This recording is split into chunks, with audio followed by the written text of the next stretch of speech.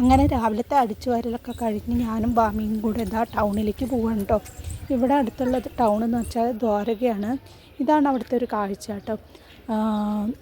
ഞാൻ ഏട്ടൻ്റെ വീട്ടിൽ തന്നെയാണ്. പോളിംഗ് ഒക്കെ കഴിഞ്ഞിട്ടേ ഇനി പോകുള്ളൂ കേട്ടോ, തിരിച്ച് കോഴിക്കോടേക്ക്. അപ്പം ടൗണിലേക്ക് പോവുകയാണ്.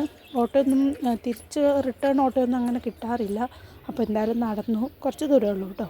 അങ്ങനെ അക്ഷയയിലേക്ക് വരേണ്ട കാര്യമുണ്ട്. അങ്ങനെ അക്ഷയയിലെത്തി.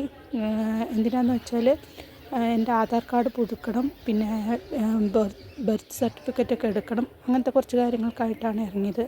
അങ്ങനെ അത് കഴിഞ്ഞിട്ട് ഞങ്ങളൊരു ബേക്കറി കയറി ചായ കുടിക്കാൻ. അവൾക്ക് ഹോർലിക്സും ഞാനൊരു ചായയും പറഞ്ഞ് ഞങ്ങൾ അതിന് വേണ്ടി വെയിറ്റ് ചെയ്യാം കേട്ടോ.